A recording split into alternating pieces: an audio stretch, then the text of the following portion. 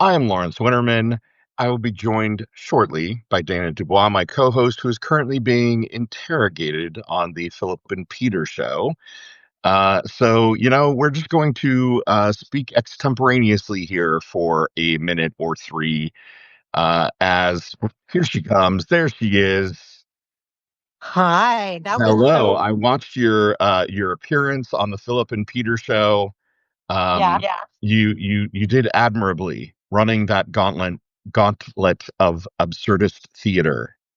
Lawrence, my life right now feels like absurdist theater, so it completely hit. It was fine. It was great. They were so funny. I They're was very refilling. funny. Yes, and Mhm. not just funny looking, but actually funny haha. Not just funny looking. Yeah, Yep.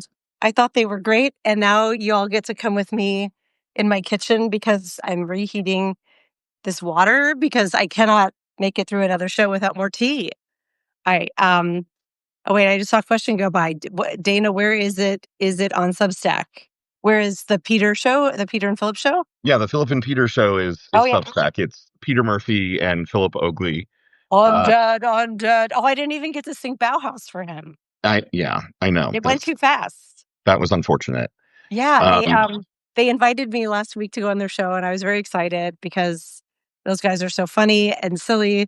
But I rarely see it because it's right before hours, and it's really early here. But I was like, all right, Monday morning. Sure, I traveled this weekend. It's Monday morning. Let's why not? Why not have a little extra in the morning? They wanted to keep going, Lawrence, and I had to be like, I gotta go. yes, at the moment where he said, "I've just got three more questions," I was like, "Bye. I got to Yeah. go start our show." Yeah. I figured you would get things started here. I'm a little off center today, Lawrence, because so you know this already, the audience doesn't. I left my podcasting light in Portland. Yes, very unfortunate. Yeah, very unfortunate, but I ordered 2 more last night because they came faster if you got a 2-pack. God, look at my hair this morning too. And it's right here. There's my cute little stand, but, it arrived literally, like, 3 minutes before the show I was just on, and so I was quickly trying to screw it together, and it's not tightened properly, so I can't put my phone in it. Nice. But at least there's, like, a little light on me because it's still pitch dark here. So Yeah. Well, it's 7 a.m. in Seattle in the autumn. Soon it's going to be dark forever. it will be the big dark. I love the seasonal big dark here. I know, I'm an outlier for that, but I don't mind. I will be an outlier and, yeah, I think it's Right. great. Melissa Later says, "Raise your hand if you popped over from Dana's Daybreak show." We all did. I think we all watched. I was on the Philip and Peter show last week. Oh, I think it's actually Peter and Philip show, but it probably annoys I Peter think if it's I now say, called Murphy. yeah, uh, Gonna be Peter to us. I think we're just it's gonna call it's it always going to be Peter Murphy to me. Undead, Undead. Yes, yes. I did it last week. It was quite fun, quite funny. Every Monday, everyone should get up a little bit early and go catch them in addition to the Daily Whatever show. It was But here's my question for you, Dana. How are you celebrating Indigenous Peoples Day today? I'm going to work, Lawrence. Mm, I don't yeah. I don't I don't get today off. I mean, Um, in the way that the Indigenous people did, they didn't take days off. They, we could say it that way, sure. Um, but yeah, I would like to say I'll have a moment to pause and reflect and no, I'm just gonna be going like full speed ahead pretty well all day today with unruly hair. And yeah, but happy Indigenous Peoples Day, Lawrence. How are you celebrating? uh, yeah, well, I think by stifling my rage that apparently over the weekend, the entire CDC and most of the Department of Education was laid off during the shutdown because Trump is a monster and we hate these people. And, they are shredding the government right before our very eyes. So, you Yep. know, We've got Frederick joining us on Tuesday to talk about this, right? That's our topic is the like what the ever loving F are we supposed to do? Yes, yes. Stephanie Wilson is our guest today. She's here in the chat and she's pointing out they were fired. I think I said laid off. They were fired. They were just completely let go. And does that Um, mean they're getting no severance, no benefits, no? I don't know, but I mean, again, like applying Trump's razor, where the meanest, most craven, stupidest explanation is probably the truth. Probably they are not getting anything, if I had to bet. I just what the fuck are we gonna do if there's another pandemic? We're just not gonna know about it, right? I mean, yeah, literally, like we won't have any idea if there's no data being collected and no one to aggregate the data. How would we know? It's literally going to have to be like errant tweets on Twitter and Substack posts that are going to alert us like people are falling mysteriously ill in Bozeman, Montana, or whatever. And Stephanie is saying state public health. Excuse me. Speaking of public health, I know that California, Washington, and Oregon have founded like a tri-state CDC replacement. So we still have vaccines available. In fact, I need to go get mine this week. yeah, Um, is that what's it's going to come to? Are people going to start looking to the states? And New England has it too, sure. So like the left leaning right. areas are going to continue. The Yeah. scientists are Here presumably in going to. Indiana, we're just going to have to like look to see what news is coming out of the West Coast states and New England, and uh, you know, yeah, figure it out. What's really the I haven't had a chance to dig into the news. I think you all know I was in Portland this weekend and spent yesterday unpacking laundry, kind of getting settled. So I haven't done a deep dive of the news, but I have seen that the woman in Venezuela who won the Nobel Peace Prize, we were all excited last week, like, haha, it wasn't Trump, it was a Venezuelan and a woman. That's hilarious. She dedicated the award to him. Yeah, And then I yeah, saw this morning one other thing. Sorry, I'll pause in just a second. That the hostages were freed in. yeah. Like So certain hostages were freed. I was going to And bring that up that if you haven't seen the footage of the hostages being freed, there are 20 people left alive. All of them were released, and there's incredibly moving footage of many of them reuniting with family. It's really uh, heartbreaking, heartbreaking in a good way that those 20 are free, heartbreaking that so many more didn't make it through, heartbreaking that the whole situation is just an absolute disaster.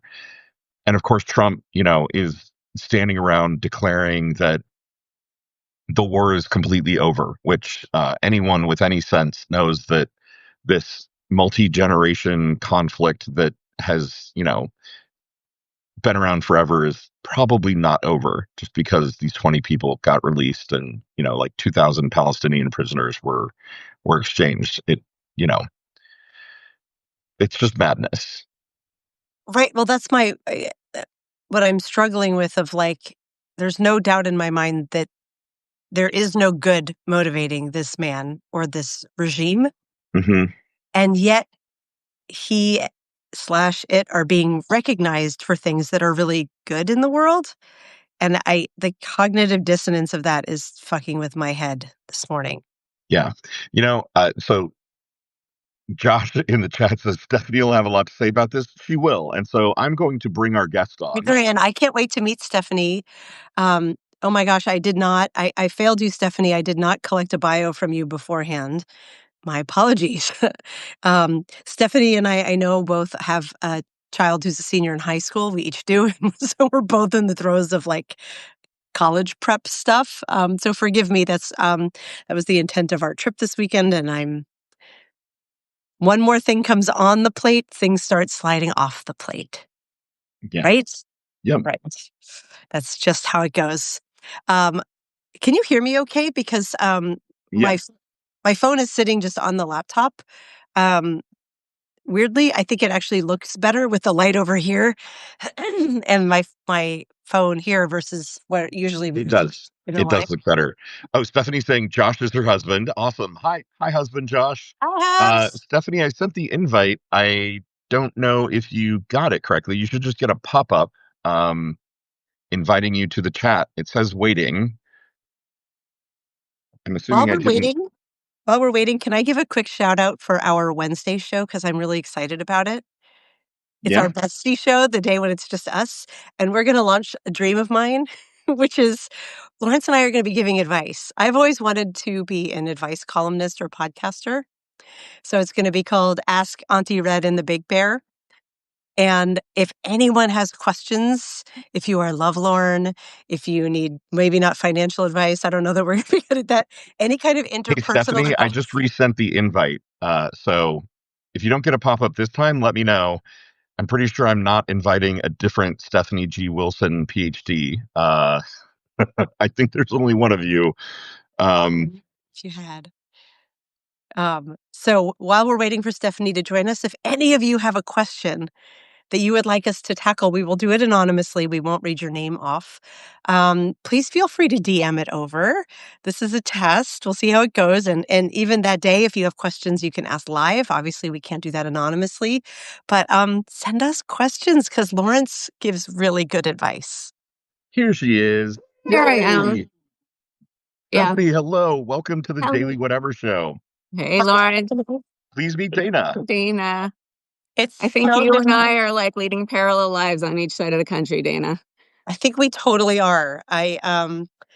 How are you? How's the college search going? Well, we were going to go on a trip this weekend, I know. um, right to Maine, so completely opposite directions. And there's a big storm, and my son had a migraine, and we just like totally ditched it. But wait, were you going So, to Portland, Maine? Because that would have been crazy. Portland, Maine, Portland, Oregon. yeah, well, the Bates, we were going to, yes, we were going to Portland, Maine. Josh's entire family lives there, and we're going to move there next year, or the year after. But we were going to Bates, which is in Lewiston, which is like 40 minutes away. So, That is really parallel, but separate sides of the remaining blue corners of our country. right, right. I I always love like, that. especially, I used to work with someone in Portland, Oregon, and I was like, we could do a Portland, I trip, have but heard that Portland, didn't. Maine is amazing. It is Um, fantastic. yeah. Stephanie, can you introduce yourself? I do not have a bio for you because I am a failure this morning, but I would love if you could tell the Whatever crew a bit more about you. Well, hello, whatever. I am indeed Gen X like you most. I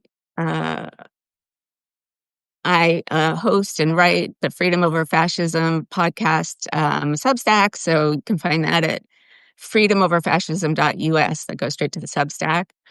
I Yes. also have been a communications consultant, strategic communications throughout my career. And I am also a leadership coach and teacher about leadership by better humaning and figuring out um, what's inside and what's keeping us from achieving our goals, but also as groups, how we can work together better. So, and I have a senior in high school, and I'm dealing with the college situation. My PhD is in Middle Eastern studies. So, yeah. So I have stuff to say, but it's complex. It's complex. I can't say it in one sentence. We We have that we same like problem. complexity here at the Daily Whatever Show. It always reminds me of, I don't know if anyone else watched The West Wing as ardently as I did, but there's a great moment where Bartlett says something like, there are no days that aren't shades of gray. The days that are black and white days usually come with a body count.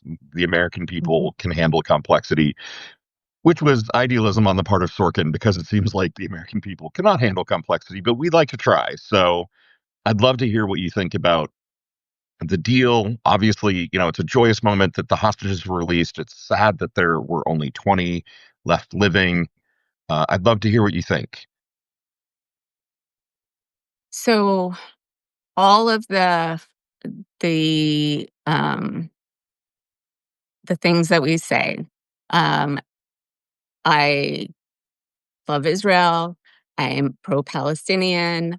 I I don't just because I wanted the hostages released didn't mean I wanted so many, like that is catastrophe in Gaza that will be generational in bringing back, um, and also catastrophic in Israel in a different way. So I'm really glad that the hostages are back, but more importantly, that there's a ceasefire and that there's some sort of agreement among most of the Middle Eastern countries to at least ceasefire now. It's not peace. And I often said, like in the Iraq War, one of my advisors was an Iraqi dissident who used to study the Iraqi genocide of the Kurds. And the opposite of war isn't peace. Right. So um, What's one the of the opposite of things. war? What's the If not, opposite of war? yeah. It could be um, ceasefire. It could be cold relations. It could be uh, rockets every other day, and we're not going to call that war. It Hmm. could be rockets from different places. I mean, it could be anything, but it doesn't mean that the whole situation is peaceful. And Right. Oppression can be the opposite of war as well. Um, Okay. and That's Melissa, and she's absolutely right. And so this is by no means simplifying anything. Right. Although it's this 20-point plan, uh, none of which is gonna only part of which is gonna happen immediately. And those pieces are the pieces that needed to happen no matter who implemented them or put their stamp on them. Um, Right. It should really be noted that, they actually had to pause the negotiations of the finer points of the kind of remaining details because they're so complicated. Everyone wanted the win of a ceasefire and the exchange of the hostages and prisoners. And the news yesterday was basically like, well, the negotiators are actually going to pause everything because they tried to get into the details of the remaining points, and they are so complex that they could not agree. And so, kind of, word came down from on high, just do the hostage swap. oh, my mom's here. Wow. Hi, Hey, Mom. hi, mom. Oh, hi, Mom. Now let's see if my mom joins. Um, That would be amazing. Or so wild yeah, card, my mom, who's Stephanie, never I think joined. it's a great point that there is a ton of complexity here, and the 20-point plan, like, those aren't all agreed to. There's a lot left to figure out. There is a lot left, and there's a reason this thing has never been solved, Right. because all sorts of things are true at the same time. Um, that Israel is a state and isn't going away. Right. Palestine, Palestinians, and Palestine is essentially a state, not going away. All of Right. the other Arab countries are part of this also. The the fact that October 7th was such a humongous tragedy is true at the same time as um, the catastrophe in Gaza and the starvation is also true. So there's so many true. And uh, when you say you can be against Netanyahu, which I have been for however long he's been in power, Same 25 from the years. beginning. The minute I saw that guy, I was like, he's a dick. He's bad news. He is, and I was part when I was in Israel and here, a part of like the coexistence left that kind of got demolished in the Second Intifada. So like, but and a lot of the protesting here, while it is true that not every anti-Israeli government is anti-Semitism, a lot of what was happening was blaming American Jews for what a government across the world was doing. Right. And so that's one of the things that I think about um, as I'm about to send my kid to college, really, is Yeah. how did the campus handle it, and all of that kind of stuff. Melissa says, when the largest, I'm sorry, I can't look at it at the same time. Yeah. Okay. Yes. When the can read. largest military industrial complex Yes. enters the chat and tells you to stop resisting or they will destroy you unilaterally, that is not peace. Right. Absolutely. You know, and it's interesting. I think part of the point you're making is, you know, a lot of the kind of left wing, you know, pro-Palestinian uh, kind of chanting, you know, boosterism that we were seeing on campuses and from the younger generation felt wildly misinformed to me, right? Because um, they were chanting pro-Hamas slogans, which means they don't understand that Hamas is a terrorist organization. And I saw a number of folks say ridiculous things like, you know, the creation of Israel was illegal and misapplied, and so Israel shouldn't exist, and the Jews should move. Which says to me, you are not arguing in good faith. You are, you know, honestly, it means what I saw every time was like you're a Gen Z kid who hasn't researched the complexity of the issue, and you're trying to say something that you think is really insightful, and it isn't because all the Jews should move. Where are 6 million Jews going to move to and how? And how, just for example, how are you going to recompense people for, I don't know, the downtown infrastructure of all of Tel Aviv, right? Like there are complexities here that have for generations, you know, there have been no easy answers because there is no easy answer. The more you dig into the Israeli-Palestinian The conflict, further back you go, it, the further you know, back you go, the more layers of complexity. I mean, I've been thinking about this since I was a Jewish kid in Hebrew school, right? Since I was 12 and 13 years old. mhm, And the one thing I can tell you definitively is the more you think about how to solve this issue, the more hopelessly unsolvable it does seem because you get into right of return and generational property ownership and things that are not easy solutions and they're all knotted together in this Gordian knot. right. And um back to your point about, 6 million Jews should move. I think a lot of those people didn't know that all of the Jews in the Arab world were kicked out. That Baghdad was a quarter Jewish.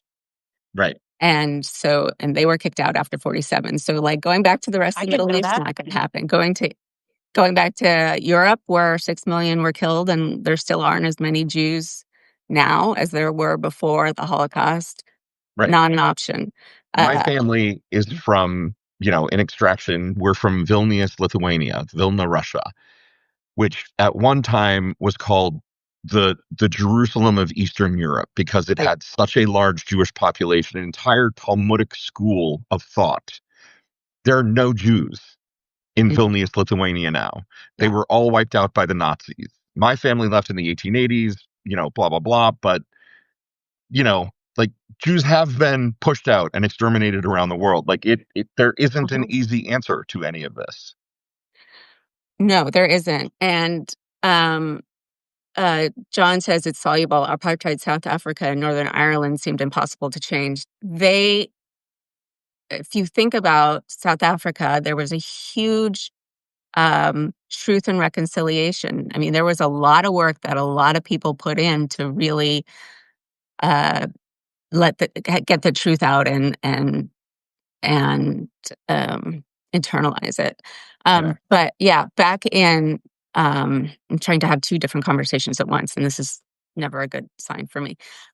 Back to I'm I where love pinging it that we onto were. Josh the put chat I too. love that Oh, Josh right. just put turtles all the way down into the Yes. chat. I He's been saying that all the time, these like the last week or two. honestly, I've been saying that for ages now. Yeah.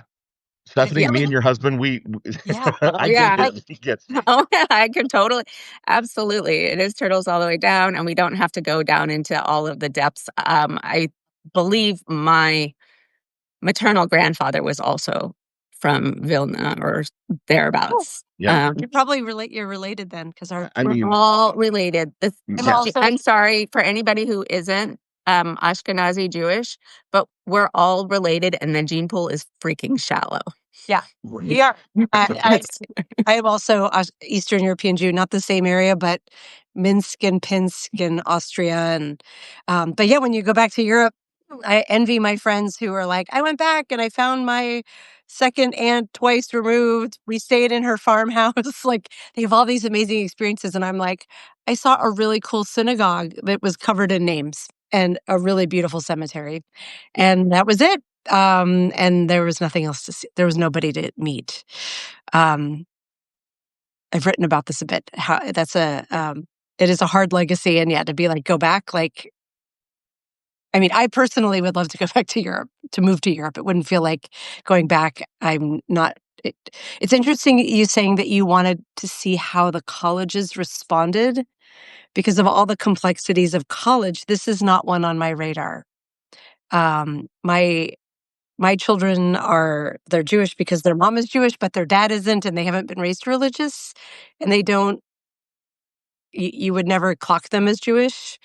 Um, so I don't think about their safety in that way. And there's so many other complexities. I'm like, I'm sorry that I probably should be factoring that in. And um, I can only imagine how much more complicated that's making things for you.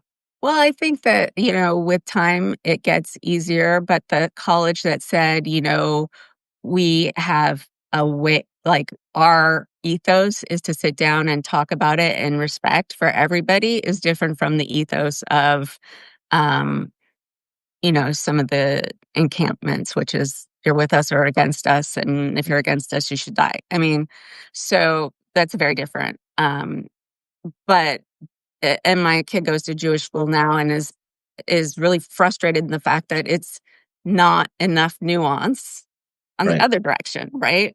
Right. So it's complex. I'm worried that, Trump is going to invade. And so I want my kid close enough to get through any roadblocks. So, you know, um, Stephanie, I am fearing the same thing of, and it sounds crazy to say it, but it does. this will bring us to Portland, which is one of our topics, our official topic for Yes. today, of like the use of humor to fight encroaching fascism. The school my child wants to attend is on the other side of the country in a red state. That's her top choice, and it is by every measure except cost the ideal place for her to go. And also, I'm like, is it 1939 in Berlin? And we really shouldn't be just like thinking about her college needs, but about our need to escape or at least to keep her safe and close. So Mhm. that was a big part of going to Oregon this weekend. We went to two schools in Portland and one in Corvallis, just to be like, you're within a 3 to 5 hour drive.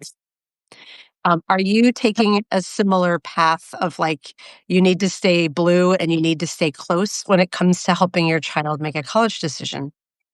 Yes, I am. And at first she said, "You can't tell me where to go." And I was like, "Well, I mean, yes, we're paying for it. We and kind of yes." can. I was like, "Do you want to go to somewhere like Florida where trans people are erased?" And he's got a lot of trans friends, and he's like, "Well, no." But yeah, we're looking at anything that's within a 4-hour drive, but even 4 hours is a lot for him. He's the kind of kid that really needs to be close. I, Um, so and we're really lucky that there are a ton of schools around here that fit that bill.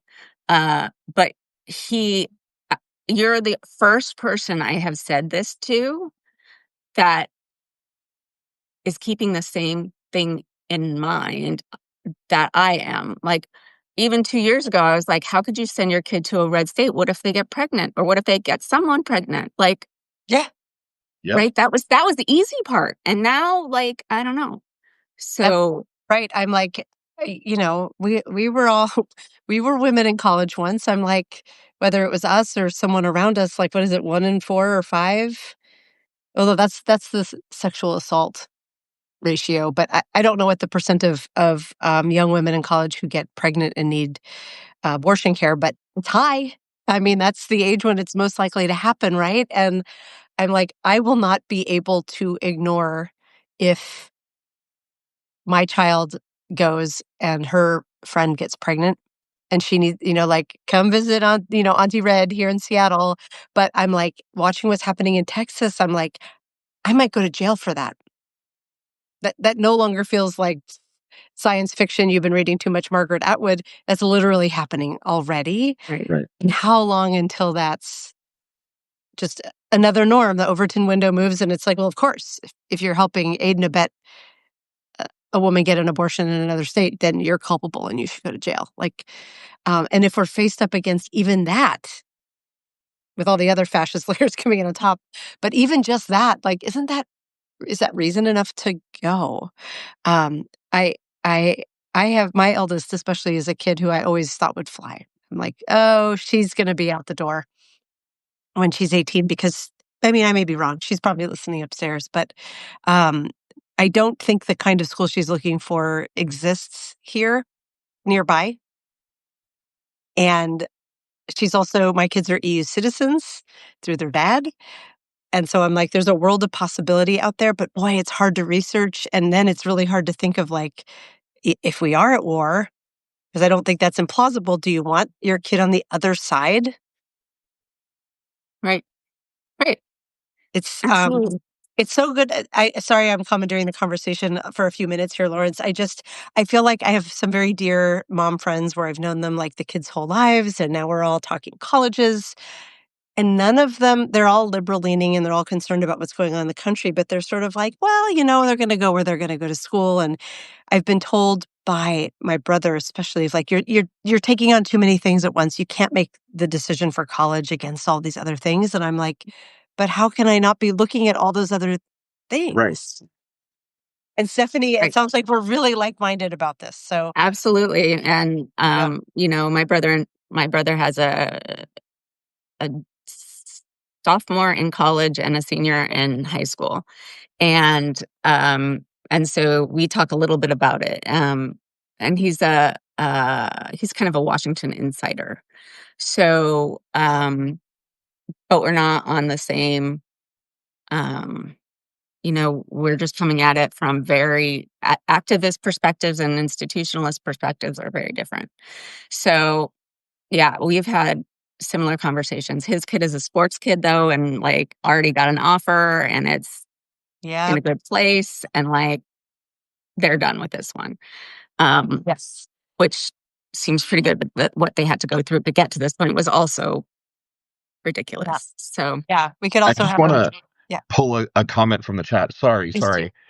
So Melissa Corrigan, who we all love and admire, uh, is saying they used 83,000 flock cameras to track a Texas woman across state lines and back to confirm that she'd had an abortion and then charged her. I know Melissa's been doing some great research through Banner and Backbone on flock cameras in Virginia, in particular, where she lives. I mean, this is the kind of like panopticon surveillance state that has existed in science fiction that is being enacted in reality. And so I don't think either one of you is being overly dramatic in terms of thinking about where your kids are going to school, because Texas is literally already doing this for women who are making personal decisions about their own health care. Uh, you know I would be terrified to send my kid into a red state in a situation like this. It's got to be absolutely heartbreaking to kind of have to think about this. Yep, it yeah, is. It, Texas and Florida are off the plate. Lawrence and I are from Florida. We grew up there. We went to University of Florida. My parents are still there, and my mom's like, is she looking at any Florida colleges? And I'm like, literally, no, don't even ask. Like, Seriously, Mom, I don't even, are you high? No. if I didn't, love you, I would never come here. So, but I don't know how far behind the other states are. Like that Overton window, man, what has become a norm has moved so quickly in the wrong direction that it's alarming. I will say, to contrast this, one of the colleges that we looked at in Portland, and I'm not making this up, It was so Portlandia, you guys. Like the school it was fine, but it really was like an episode of Portlandia. Um, and this was a rather wonderful thing. All three schools in Oregon made such a point of, well, both championing that they were pro LGBTQ and diversity and all of these rights, but also healthcare and food. All of them in their student presentations made a point of saying, we have a free pantry. You can go in at any time with your student ID and grab a bag of groceries. There's always food here. Oh, There's What? always, feminine hygiene products. There's always medication, there was like the nurse, the insurance health stuff, but this was different. This was just, it was like your CVS kind of pharmaceutical over the counter stuff and food. And they made a really big point of emphasizing it was always there. And I said to my daughter that I'm very grateful that I don't think this will ever be you. You will not be, needing food at this level. We will be able to feed you while you're in school, but how wonderful that your classmates won't be sitting there with grumbly tummies and headaches because they couldn't afford breakfast, right? Right. The other thing, though, to just keep it going further, in one of Although the all that free Tylenol is going to give them autism, I know, but I think half the kids in Portland are autistic and queer because it's Portland. Someone at put this side too. I mean, like, yes, that is that's what the school was like, but that's fine. They had a vending machine for all of the like pharmacy, like get your Advil, get your this that. They had Plan B for free in the vending machine, like the Plan vending machine, you didn't even have to go to the health center. Wow. No, anonymously, and I don't even know if you had to badge in. I think anybody in the building could use it. They also had Narcan and fentanyl test strips to care because there is an unhoused population around. This one was right in downtown Portland, and I was like, okay, I can see why conservatives are tripped the fuck out about Portland, but also I think like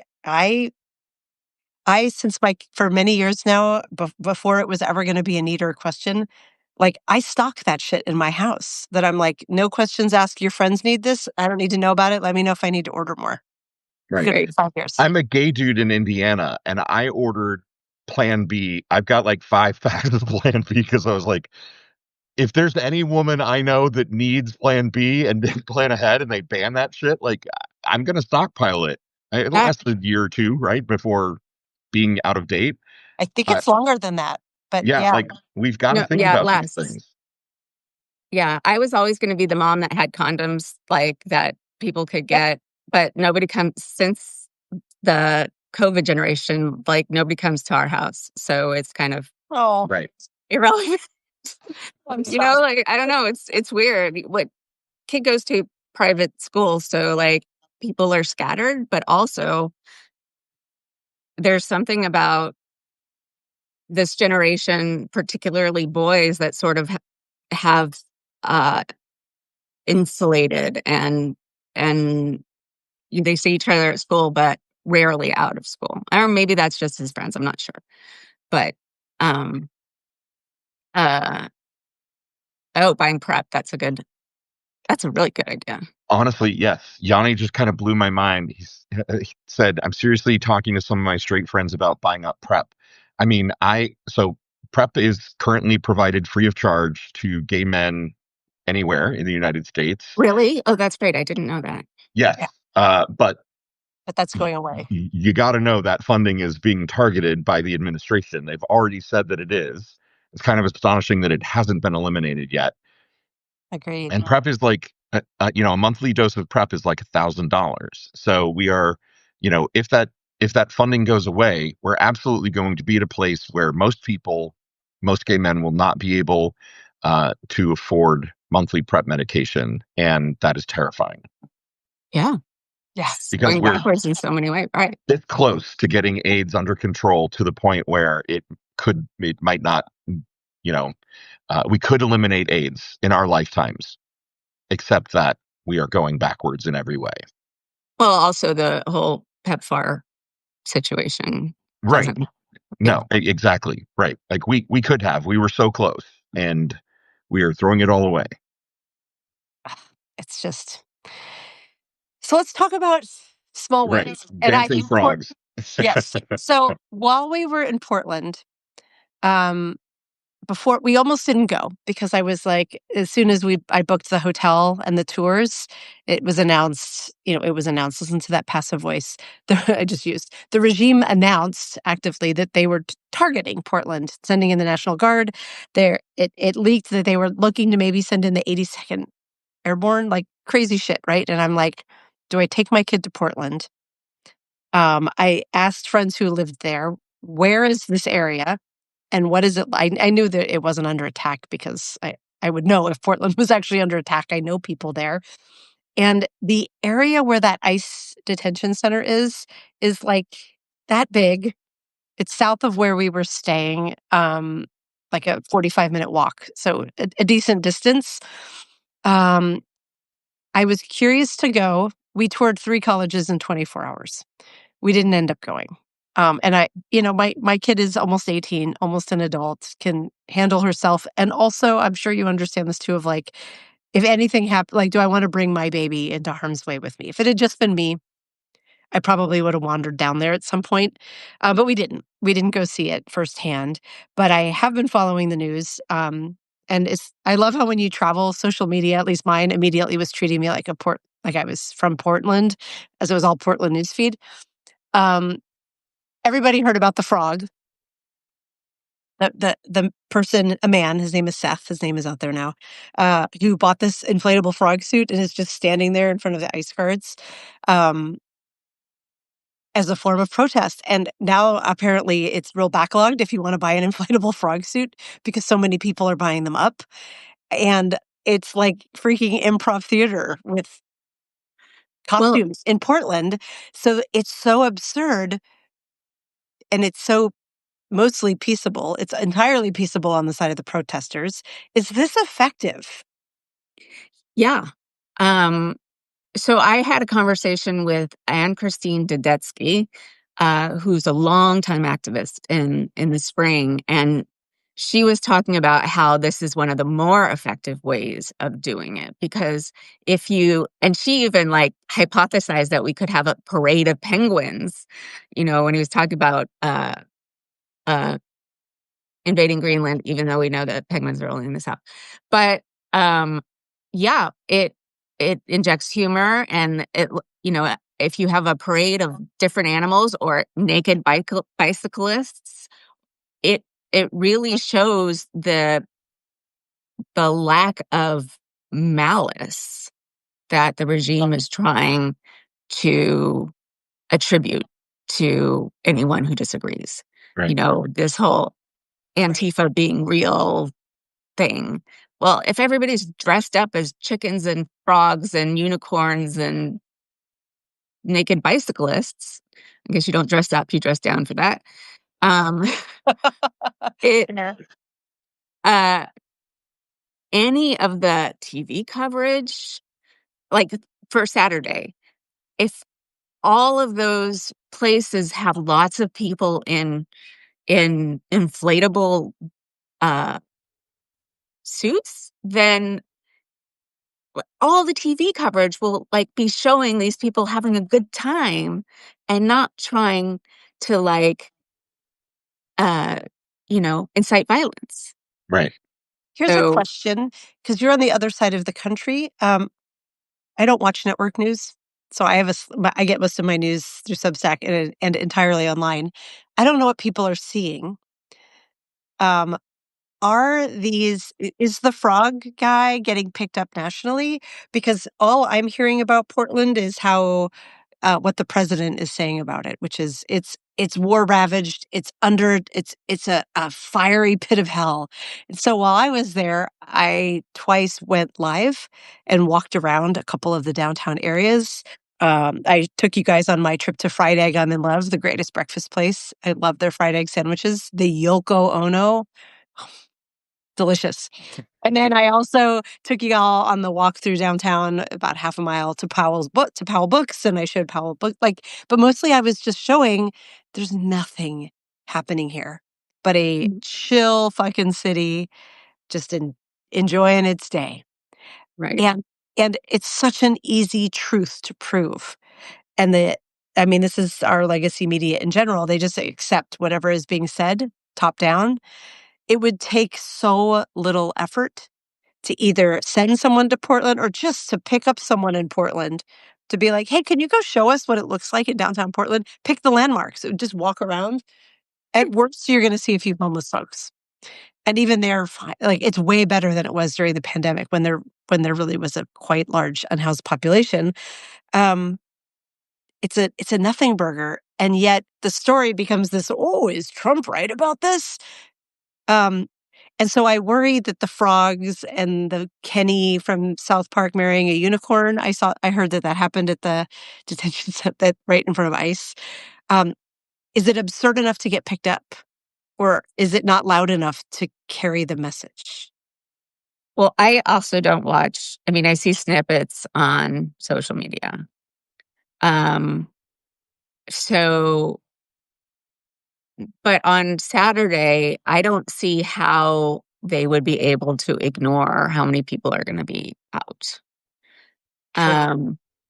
I think protests and rallies, peaceful rallies, are being completely undercovered.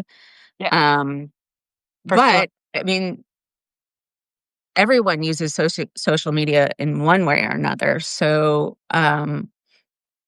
one of the things I think us and our friends and our the people who are not very political, which is most people, Yes. most people are Well, very, very, very uninformed because it's too much. They want to be not bombarded.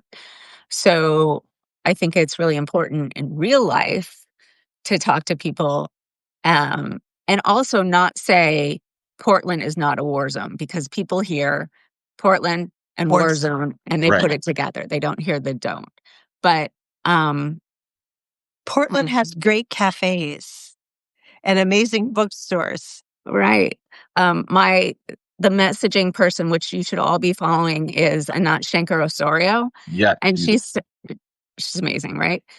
She says, too fabulous for fascism. Find some way to say everything. Portland is um Too anything weird that's to fight. not just peaceful, but like It's too is weird to living its fight. best life.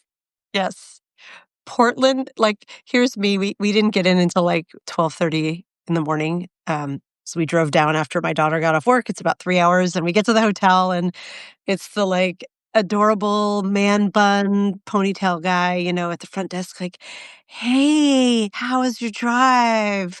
Just super chill. And I was like, well, we had to dodge all the fires and the war zone. And he was like, I'm sorry. And I was like, because our president is saying it's a war zone. And he was like, oh, I really haven't checked the news today. And I was like, have you not heard this? This isn't just a today thing.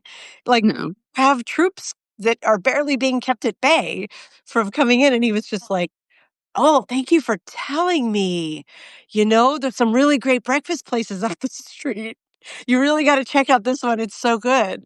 And I was like, stay weird, y- man. Like, Portland doesn't know. Portland's fine. Like, the men in Portland are like, I think they're all like, they're just so chill that, like, well, also, you know, mellow. Portland, Maine has yeah, a weed store on every corner.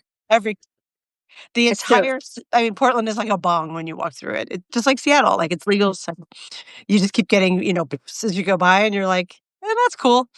Do your yeah, thing." exactly. And I think that most of the United States on both sides want nothing to do with politics. And so the challenge is how to say your life isn't politics. It's your life, but it's also politics. And so I think that that'll be the thing that we need to be talking to people offline about a lot. Um, and the people who are, just watching casually the news, maybe we'll see some of it, maybe won't. Yeah, You know, but it's our job to help amplify the things that people need to know. yeah, Um, and as 100%. as the title of the show is, and as veteran um, activists say you refuse, you resist, and you ridicule. And that means refusing to buy into anything that the regime is doing. Um, you resist. You do know your rights trainings and stuff like that. And actually, this week I have a podcast coming out with a woman in Nashville who does uh, legal know your rights education. She's amazing. So that's coming Oh, soon. when is that one? I would like to tune in for that. Well, it's not alive. I'll drop it later today or tomorrow. So Okay. you'll be able to watch it at your leisure. But she was fantastic. And I think more of that is really important. And then the ridicule, not like, Trump is a orange pig, but the frogs and the unicorns, and I think that will get. So she was talking about two different things, and I stopped being able to see. Oh no, I can. For a while, I stopped being able to see the chat on the computer. Um, but so three things that she told me about that have been done. One, and this is probably a longer time ago. A group dropped a giant condom on Jesse Helms's house. Mm, Remember Jesse Helms I being do. the, anti Yep. everybody. Anti Uh, every. and then that was impossible to ignore. There was also a giant condom, um, put a pink condom, penis put up in the center of Paris, which Ooh. stayed there for quite a while. And it was about, freedom and freedom for, different, the ways to express yourself and sexuality and all of that. Uh, and and the one that I thought was really interesting was that in Damascus, a group um, put small messages on ping pong balls, Mm, and then flooded the streets with ping pong balls. So if you wanted to Oh. like walk up the narrow, narrow kinds of streets in old cities, you'd have to pick them up in order to keep moving. So, there are a lot of people with a really big imaginations. And, I try to talk about radical creativity and how we're going to rebuild, but yeah. also radical creativity and how we're going to like protest is also really, really important. So one thing I'd love to add on here is, so I'm taking a class on disinformation and propaganda with Julie Roginski and Olga Lautman. Yeah. And I know there are a couple of people in the chat who are taking it as well. And Julie's going to be on our show next week, by the Next way. week. Um, but they talk about how one of the most effective things we can do to counteract Russian propaganda is if you're reposting a story and kind of saying like this isn't true, if you can edit the graphic on it, if you could like take a screenshot of the story, and it's easy to do this these days with Adobe Express or Canva or something, and put fake across it, right? Or lie Just or untrue. just do it on your phone and your finger. Fake. Literally, yeah, like take a screenshot and with your finger write fake or whatever. And when you repost it, post that so that that starts being the thing that gets shared. Oh, So that not the original picture, which looks it's not true. right. It's not the original. You're not like giving momentum to the original story. You're giving momentum to the thing that says fake or lie or So untruth or smart. whatever you Right. say, not true. As long Uh, as you don't say, uh, they say this and that's not true. right, Like right, exactly. Like your the earlier, visual of lie as opposed to the uh, re- reinforcing the message when you do it with words. right, right, exactly, Stephanie. It's like the point you made earlier about like not saying Portland and war zone in the same sentence because then people just hear those words together. It's posting the image that says fake or not true or whatever, and then also not repeating the messaging, right? Putting a positive frame on the message. So or not positive frame, right? Like if the news is bad news that like black unemployment is exploding and Trump says something insane like, blacks are more employed than ever in the country, you put the truth in there. You just don't accept their frame for it, and you make sure there's an image that shows that it's a lie. Right. Right. I read I don't know whose it was this morning about black unemployment and it being, absolutely um intentional. Yeah. Dr. Stacey And Patton. I think I saw yeah, Dr. Stacey Yeah. Patton posted about yes, her that's the today. one. Yeah. Yeah.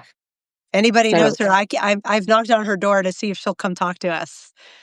So so I love her stuff. Like if you're not following her, go follow her immediately. She's so smart and yeah, such a valuable voice to have here on Substack. I agree, and I'd love to have her on too. And we do things differently, so I think it's like a really nice compliment. Like I try to do these in-depth interviews about things that people aren't like pull out things that people aren't expecting, just not the news of the day, and it kind of supports the um, the conversation when it is about the news of the day. Right.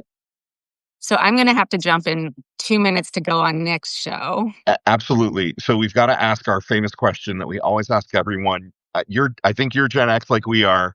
What is the ultimate Gen X song according to you? Fuck's sake. Shift brain. Oh my God. There are no wrong answers, and Yeah, you can give seriously, more no than wrong one answer. answer.